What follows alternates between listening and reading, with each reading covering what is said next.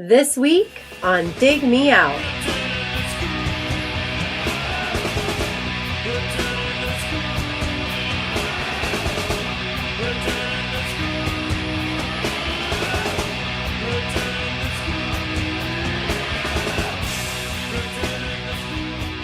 With your hosts, Jason Zia and Tim Minichi.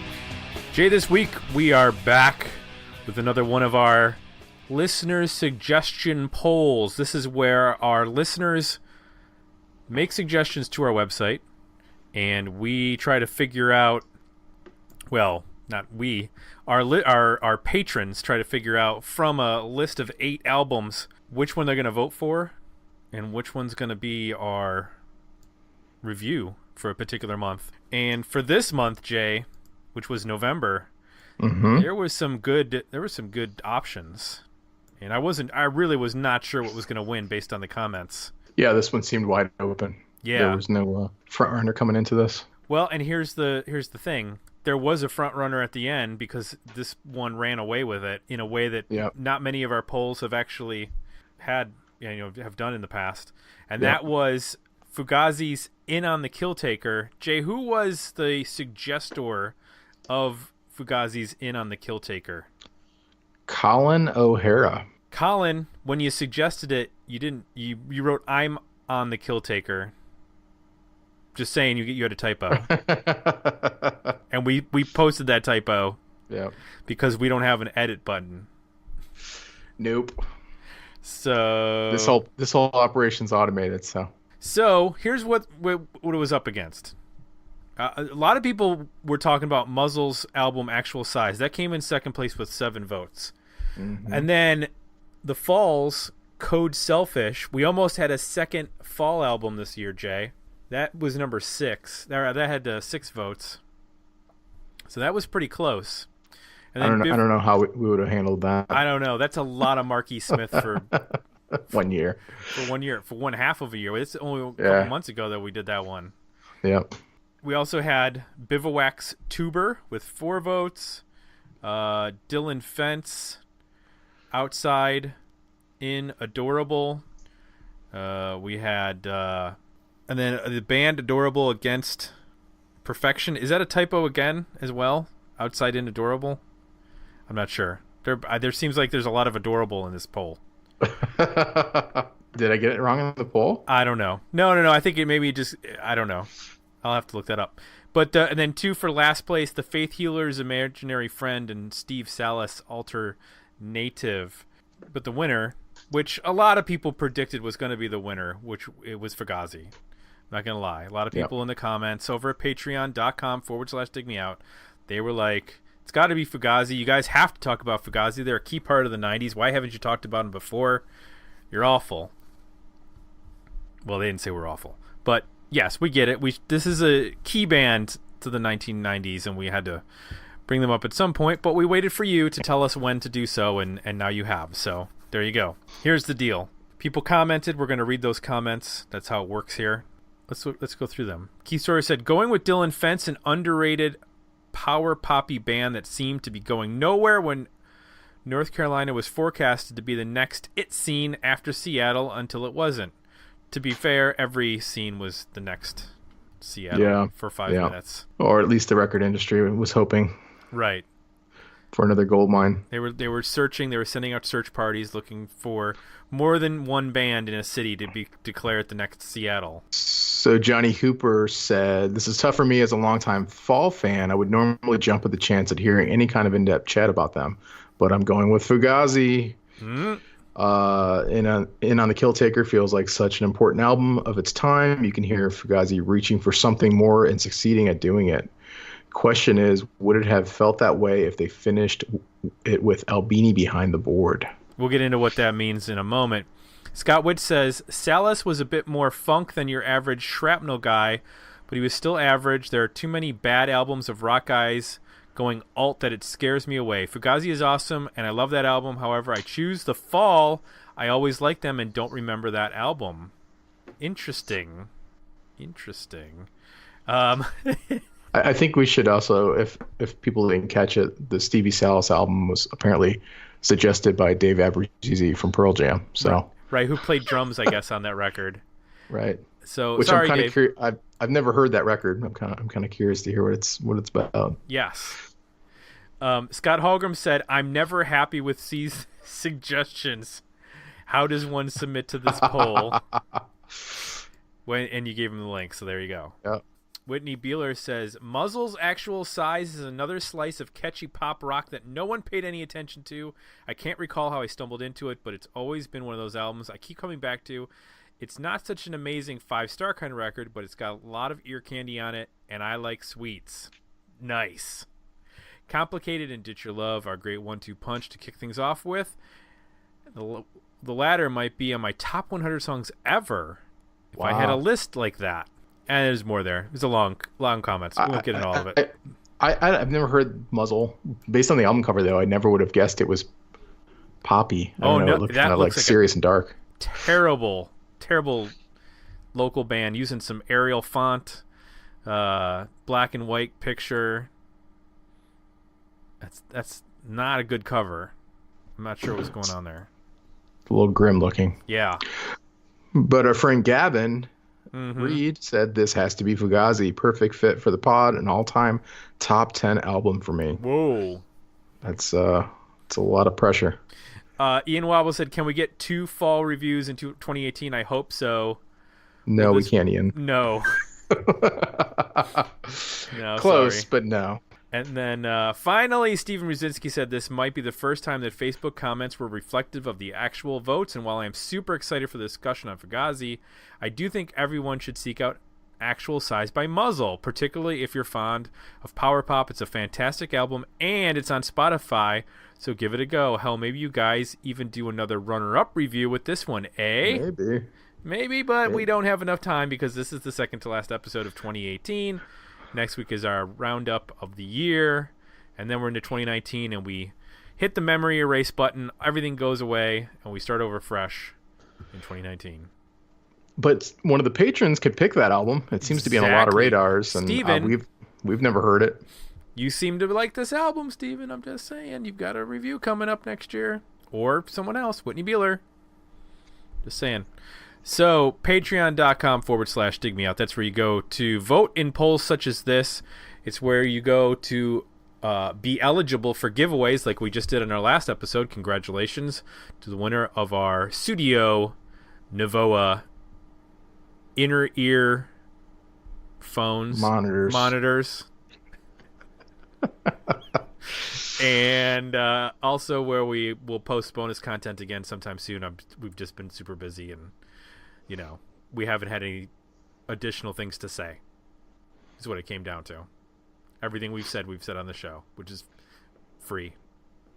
But we kind of go in like bursts. Yes. Like we'll have a burst of extra content, and then we'll go. It's been a little quiet with Thanksgiving. I think November was a little quiet. So if you want us to discuss like our favorite Thanksgiving pies, I had an excellent raspberry.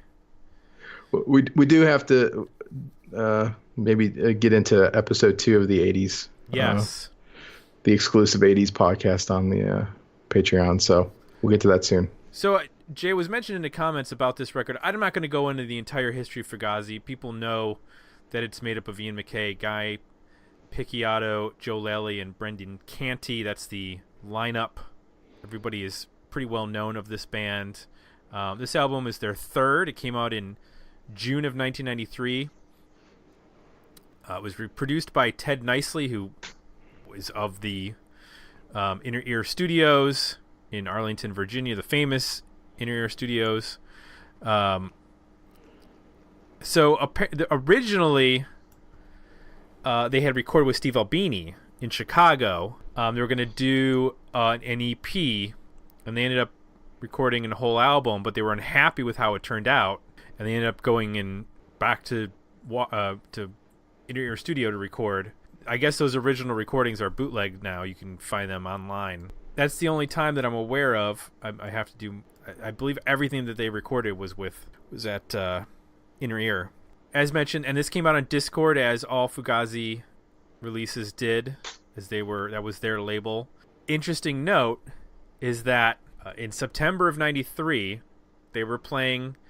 They did a 3-night stand at the Roseland Ballroom in New York, and Ahmet Eragon, the head of Atlantic Records, showed up and said, "We will give you your own subsidiary label.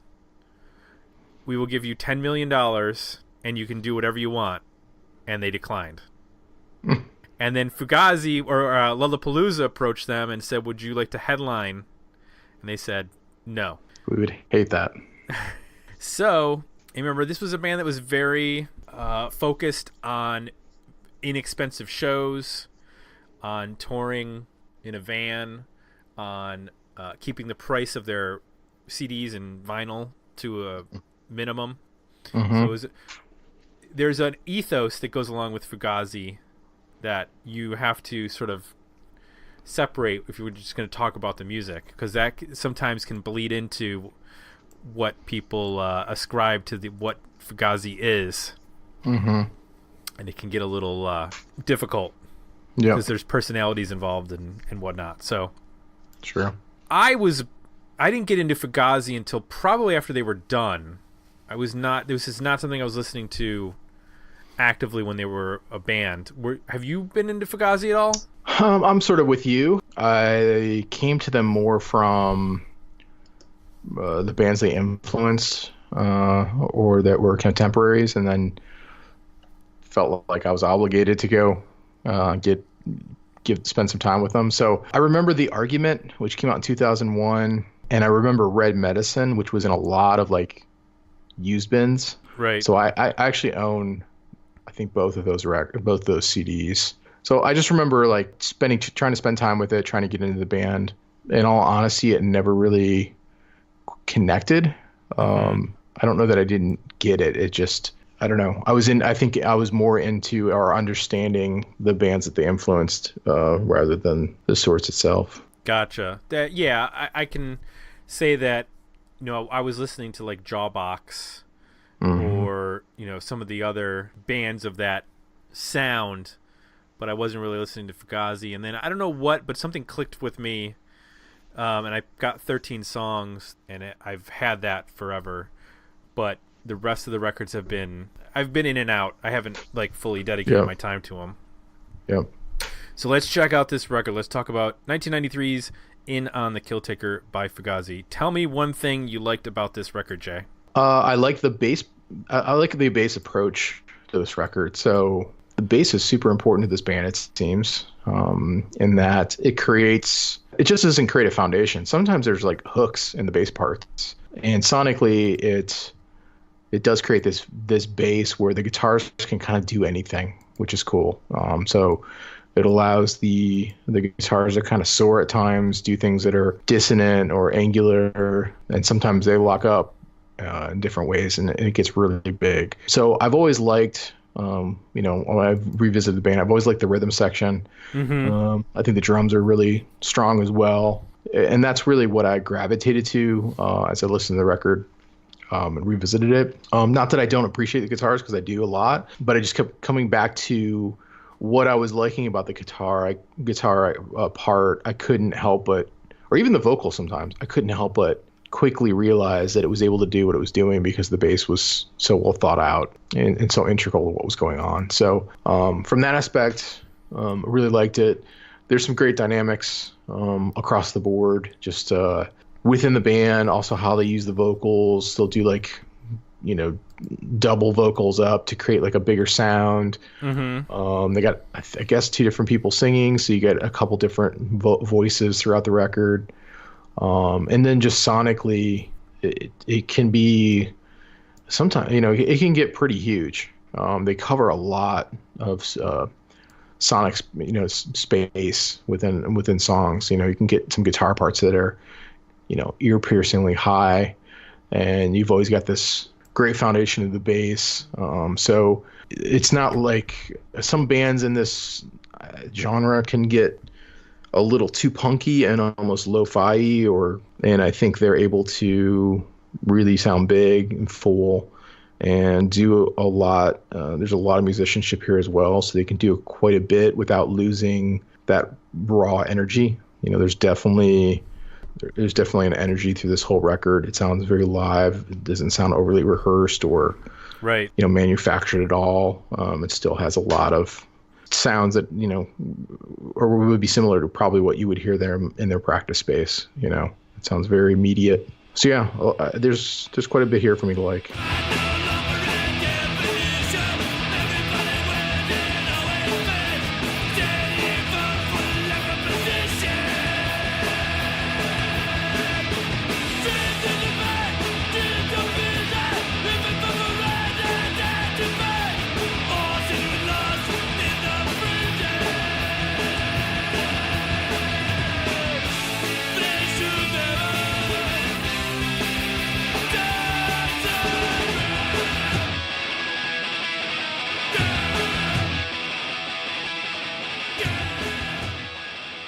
It's interesting with this band.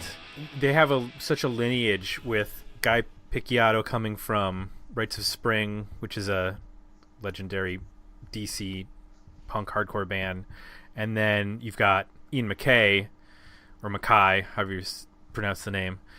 He was obviously in Minor Threat, which is one of the most legendary bands, and then Teen Idols, and you have this like punk lineage which bleeds into the band, and obviously this is post-hardcore.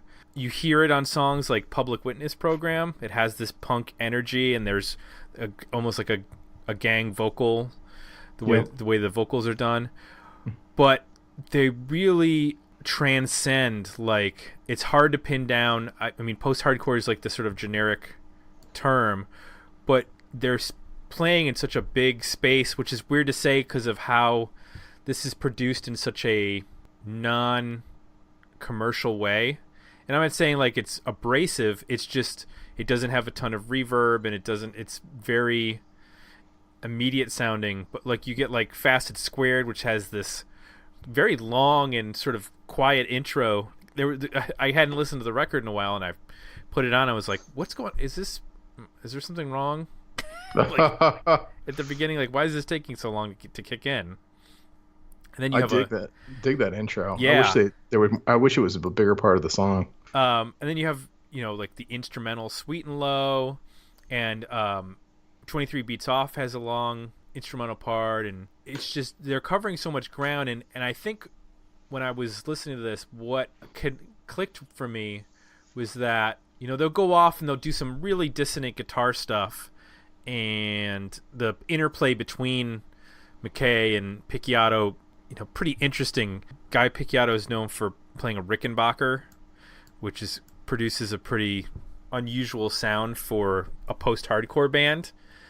It reminded me, especially in some of the longer instrumental parts, of the sort of heyday of Sonic Youth, the Daydream Nation, and that kind of era of Sonic Youth, but with much tighter songwriting. There's not like these long jams, and it's not as sort of just drifting off into weird 8 or 10 minute long whatever.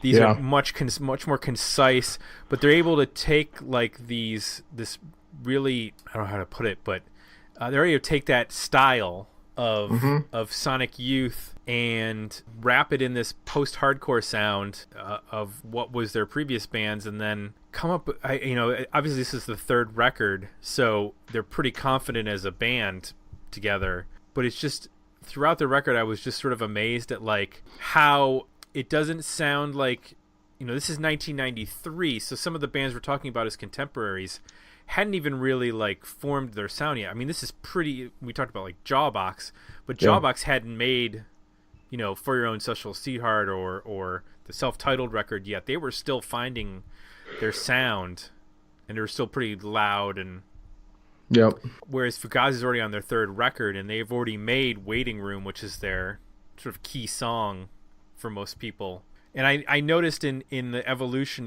with that song, there's a more space on this record, which I really liked, and is a part of that like willingness to open up the sound a little bit and explore those longer passages, like having an instrumental track on here and stuff like that. I liked the I guess, growth on this record from only really knowing well the first record, which are all very tightly constructed sort of, I think a lot of that, I might be wrong, but I think that record was compiled from like an EP and some other stuff. Okay. So it's a little bit more immediate, and the songs are pretty tight, and this has a little bit more space on it. And I like hearing them explore that. And I think the instrument album that you mentioned, is that mostly instrumental? Am I right with that? Because it was. I don't know. I talked about Red Medicine and The Argument. Oh, The Argument. Okay. Well, I think there's an album. Yeah. Called there's Instrument, which is an all instrumental album. Okay. Yeah, that came out in '99. I've never heard that. Okay. I think it's like the soundtrack for or was supposed to be, or is the soundtrack for a documentary about the band, I want to say. Okay. Yeah, I mean, I think it's not overly mathy, and some of these bands can get where it's, you can tell they rehearse the material so much and work on it, it starts to become a little stale. Like they keep this rawness to it, but there's still precision and lots of dynamics. So it's a nice balance of keeping that kind of punk spirit and energy without getting overly contrived or, kind of working something to death. For the most part, a lot of these two have I don't know if you would call it a pop format, but the material is, it's easy enough from a just overall like song structure to get into. There are hooks, there are choruses, there are, for the most part, they're all, within the 3-minute kind of time frame too. So 3 to 4 minutes, so it's fairly concise. There's really only one song that goes off and gets a little bit more experimental. There's a pretty good job of sequencing. There's some things on here that are, fairly blistering fast, and there's other things that they get into a legit groove, which is the stuff that I'm more gravitating to, I think. Right. I heard a lot about the Drive-In, so I guess for me it was a bit of a revelation of just how influential they were on that band, especially with the vocals, and obviously some of the guitar work. You can kind of hear the entire vocal approach at the Drive-In came from this band, or so it seems. And I love the way the guitars play together. You've got a lot of similar parts, but they're kind of out of each. They're playing something different, but they're out of each other's way. They're able to balance that of like the guitars they choose or how they pick their parts, but like they're close enough that it sounds big and full, but they're just different enough that it gives it that like organic feel, and it actually adds to the overall like feeling of how big it is. When guitars are kind of off and doing slightly different things but close enough, it gives it this almost expansive kind of feel to it. So I enjoyed listening to that and kind of picking that apart and trying to understand what they were doing. And again, though, it kind of comes back to when you start breaking that down, like, oh, well, of course you can do that because the bass part is so good. The guitar can just, like, one of the guitars can go totally off the rails. It's a lot of cool, like, pull-offs and just, like, little guitar, like, riffs and bits that are really nice. There's one song where, in the first chorus, the guitar is playing the melody really high, the vocals singing, and then the second time through, they do it, I think, just with the or with the ride cymbal on the drums. So it's all kinds of like little nuggets of dynamics that are super clever. So it's definitely like I think an inspirational record if you're in a band, just trying to work out ideas and different way to play things and how to build dynamics, how to layer things, how to put guitar parts together, how to play around with, not always having the bass follow the guitars all the time. I love when they do that on this record where, the bass part's pretty different than what the guitars are doing. That's usually for me where it's most successful. In fact, I think some of the songs I don't like, if you start getting into that, like Great Cop is one example, where it's all too locked together. It's not unique enough for me. It doesn't quite get there. I prefer when they kind of push things, I think, between the parts.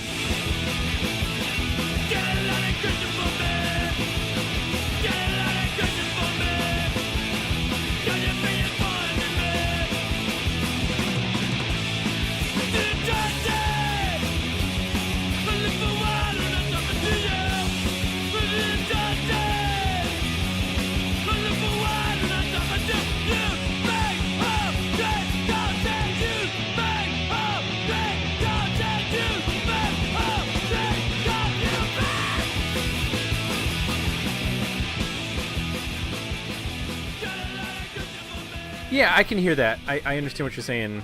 I think that the one trouble that I have is that I feel like I had less of an understanding of the vocals, or not the vocals, but the lyrics. Like, when I listen to 13 Songs, which I just corrected, I'm going to correct myself. 13 Songs is technically considered a compilation album. It's not their first album.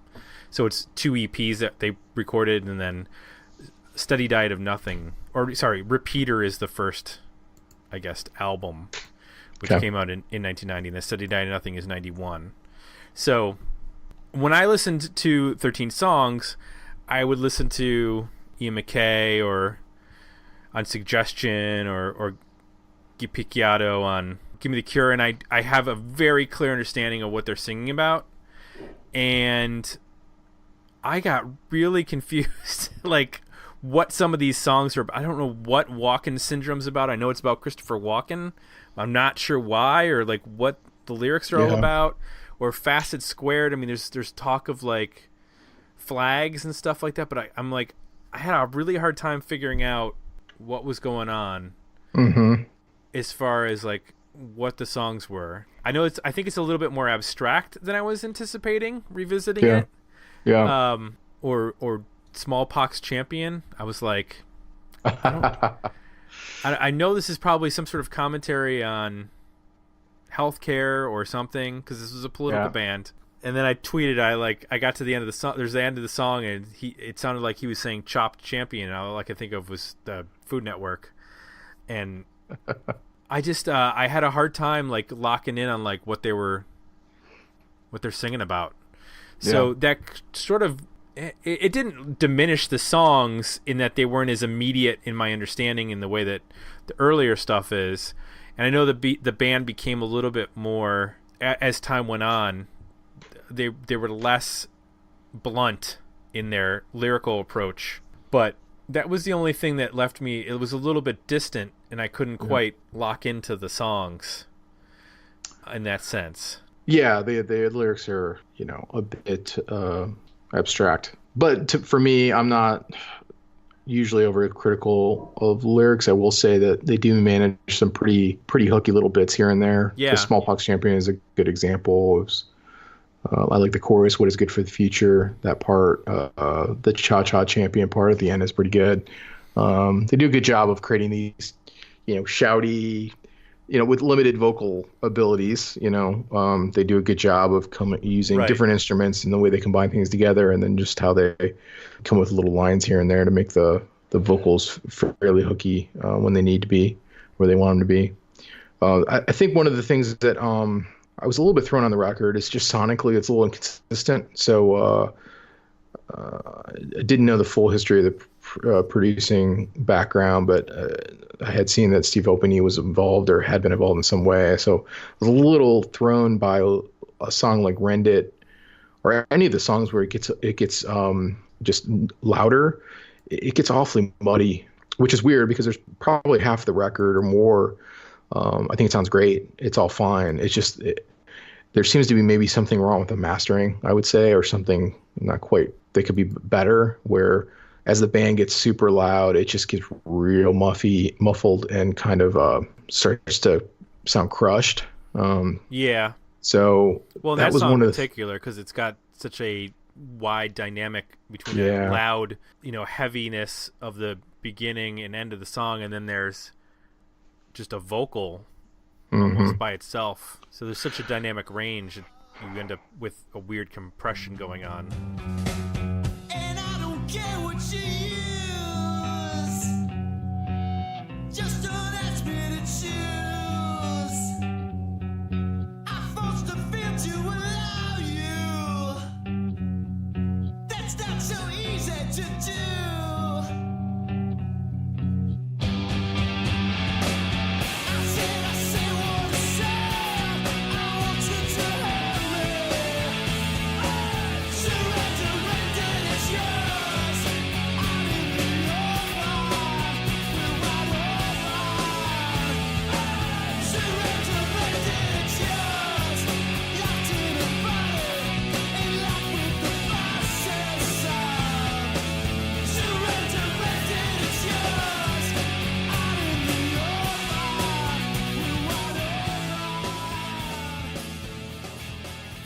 And I think the material is recorded fine. It really just sounded to me like maybe it just needs to be remastered or wasn't mastered very well. It just doesn't manage the loud and quiet consistently. So that was one of the things that stood out to me, because those parts on the record tend to be, where it really it grabs you, sonically. That's kind of the whole point, these big crescendos. And when they go there and the whole, recording starts to crumble, it's kind of a letdown.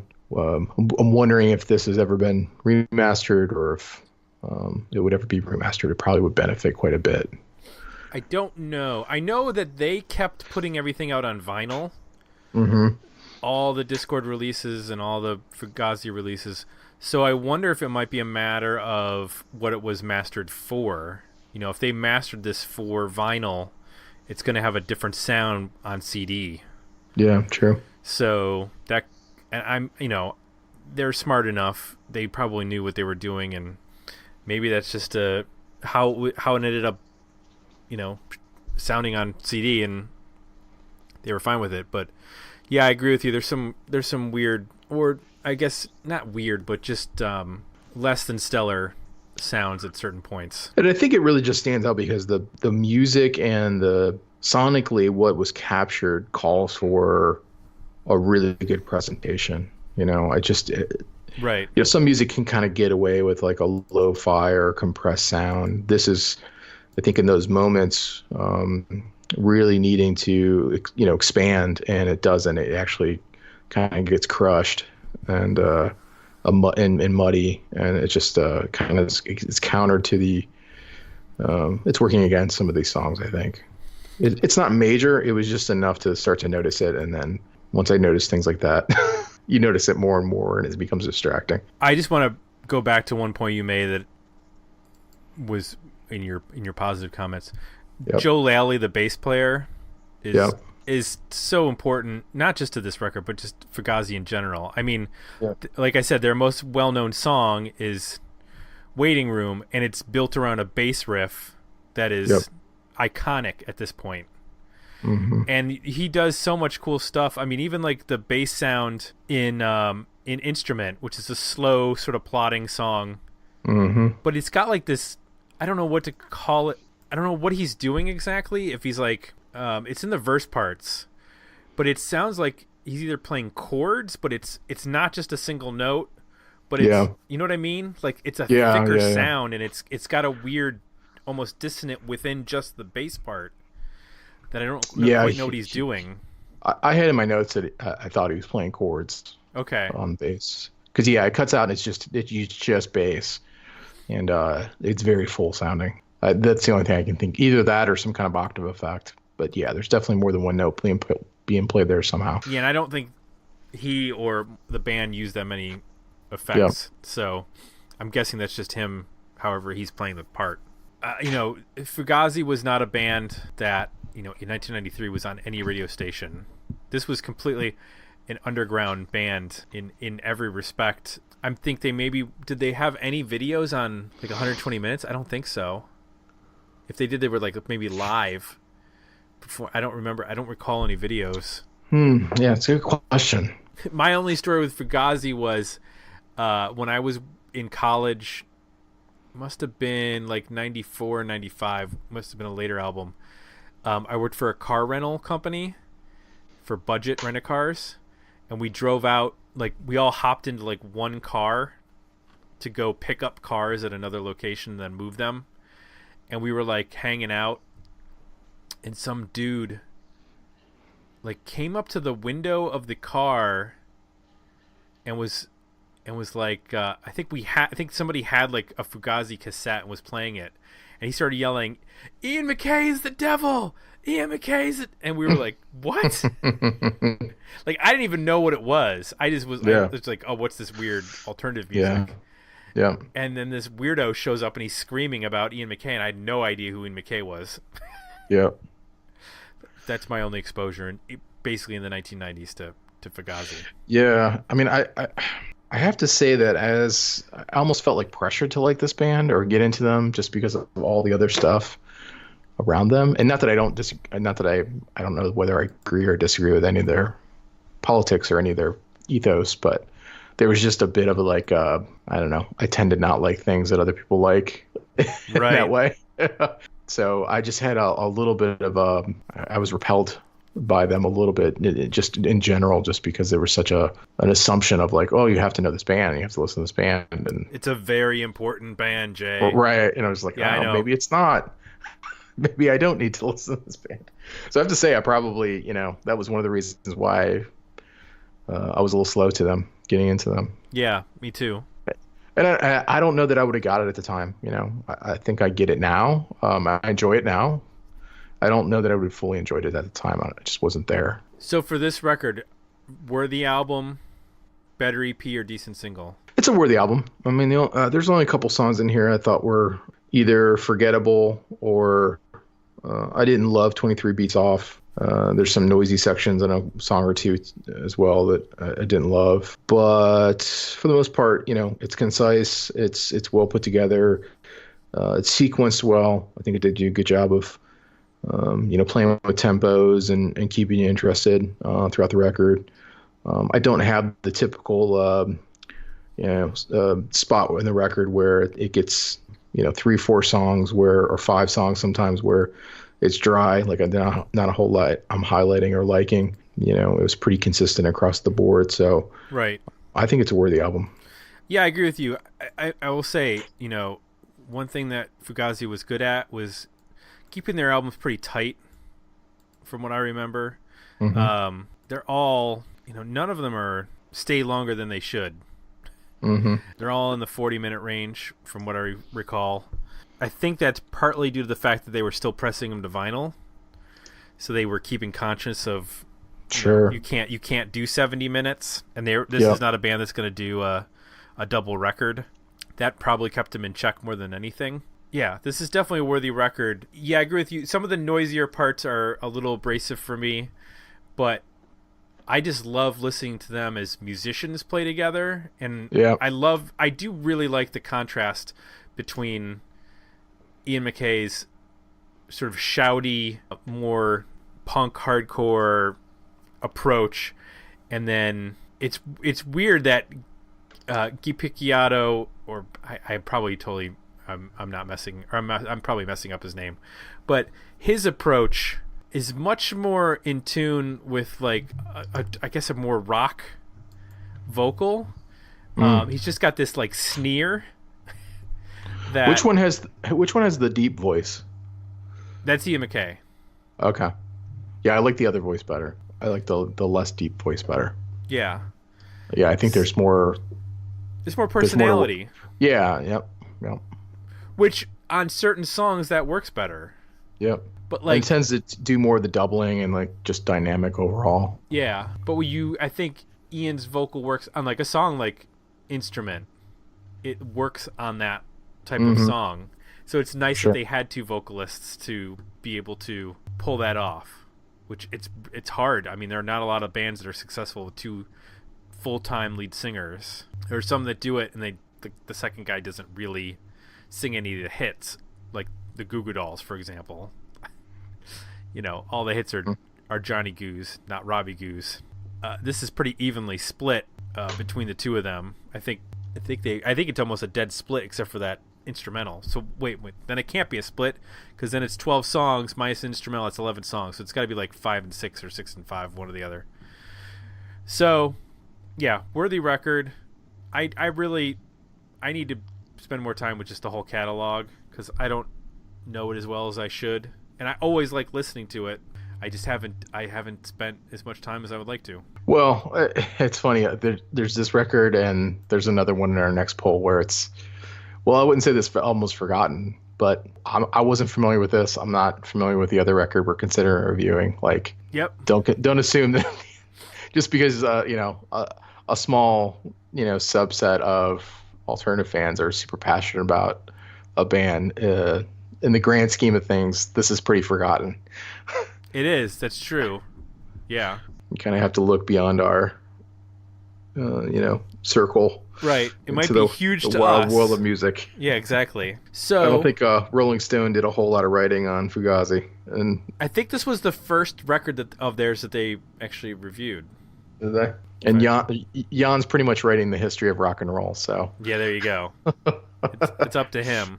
If it's up to him, Fugazi ain't gonna get mentioned. So we need to thank our voters over at patreon.com/digmeout who voted in this poll and got us back up to speed on Fugazi. We appreciate that. And we need to thank, who was the suggester again, Jay? Colin O'Hara. Thanks, Colin. Appreciate you suggesting this record. You can go to digmeoutpodcast.com to suggest a record, and you can go to iTunes to leave some positive feedback because we like that. And you can still use our Dig Me Out code at Studio. That's DMO to get 15% off your purchase. Just want to mention that as well. Get a little cash for Christmas. Go head over there and get yourself some headphones. Inner ear monitors. I remembered this time. Or in-ear monitors. Inner ear?